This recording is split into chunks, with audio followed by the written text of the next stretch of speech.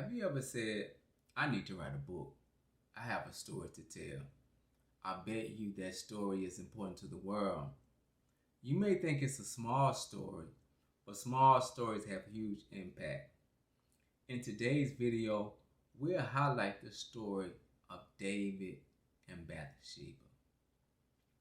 When these two met, it was under very strange circumstances. Bathsheba was married to Uriah. Uriah worked for David the king as a soldier. David and the Israelites had been in many battles, back to back to back to back. That was David's initial mission. David's mission since a small boy, about 13 years old. As a young boy, David represented that God is real, wherein the Philistines represented of the Nephilim kids. And so these two were always at battle.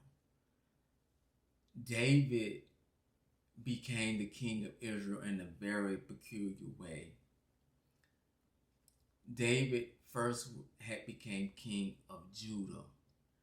And when King Saul went to battle with the Philistines, he was killed, and his captain, Abner, became active king.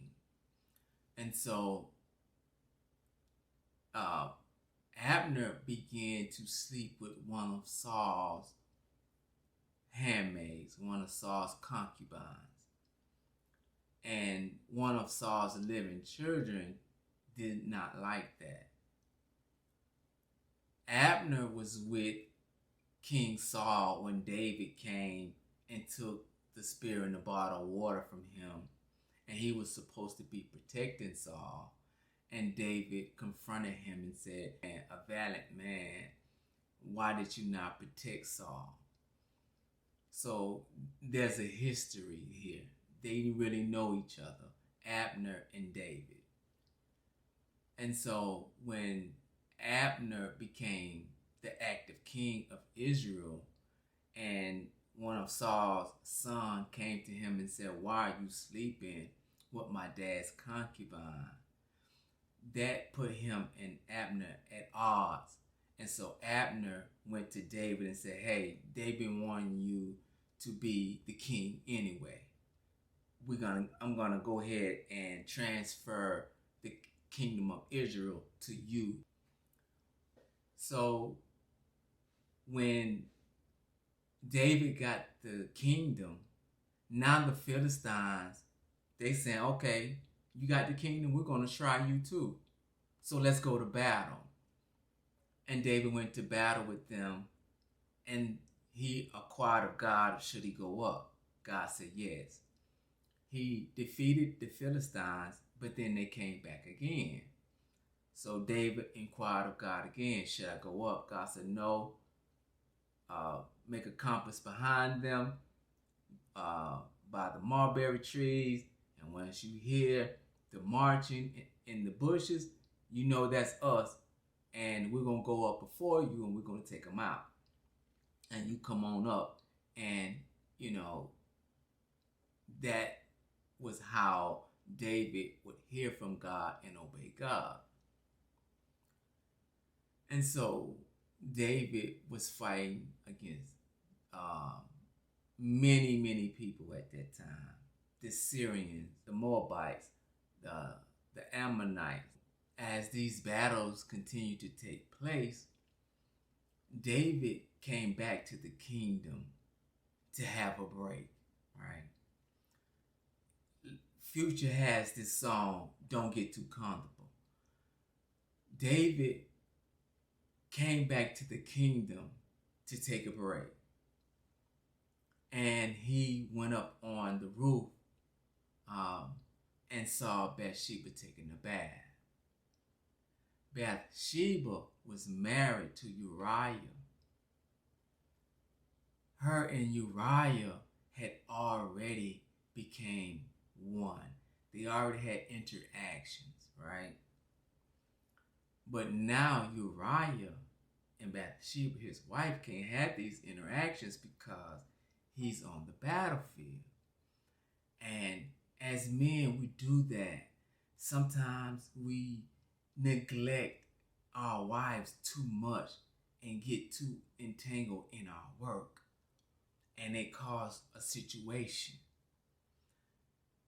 Bathsheba was taking this bath and being clean from her uncleanness, her monthly, right? And there was a certain situation with her hormones in her body. The situation, it was easy to flame up attraction under these circumstances. Her husband is not around. She may need interactions. David sees someone that's beautiful. He taking a load off from work. And so he saw her and called her up to his chambers. And they were alone in those chambers. And they began to interact. Bathsheba went back to her home. When she found out she was pregnant, she came back to the king's chamber. She didn't say, "Why did you rape me?" She said, "I'm pregnant." So that tells us a lot.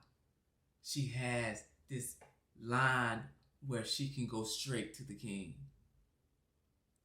And that this is consensual but wrong. First, he told Uriah to come home to cover it up, I guess to sleep with his wife, and then therefore not have some suspicion of her being pregnant. But he didn't go down. He was a loyal soldier, and he stayed at the king's palace outside of the gates. And David said, "Why didn't you go down to your wife?" He said, "No, I'm not going to do that. As sure as the king liveth, as long as we're at battle, my mindset is to fight to the end." And so David got the man drunk, and then the next morning sent him out with a letter to Joab, the captain.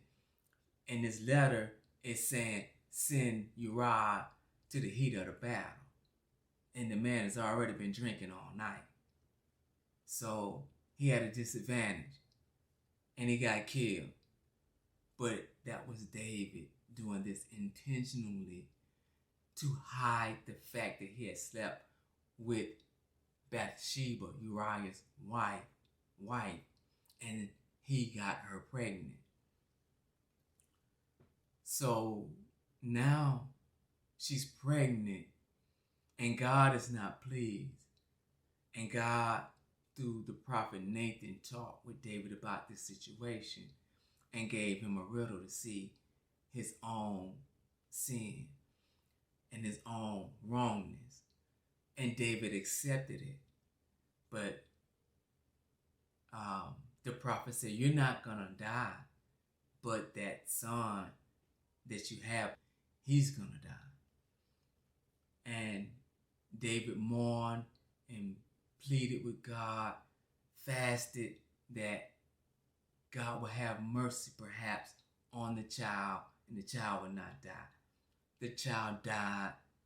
David comforted Bathsheba, married her, and they had another child, which was Solomon. And so sometimes when we do things, sometimes we pay for it in an odd way. His first child, by the handmaid that Abigail brought, Ammon.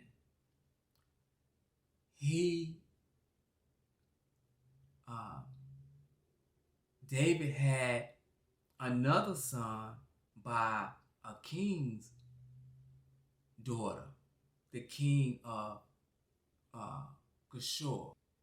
But David, his grown kids began to act out in their own way. So this caused a great confusion. Ammon, David's oldest son, raped his sister, David's daughter, Tamar. Absalom, Tamar's brother, ended up killing Amnon. And so David was very, very upset about the state of his children. One is raped, one is killed, now one is on the run, right?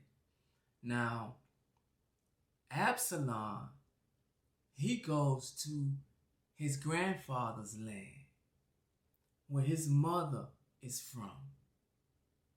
And so he's a king there. This child know what it's like to be in royalty. And soon he would test David.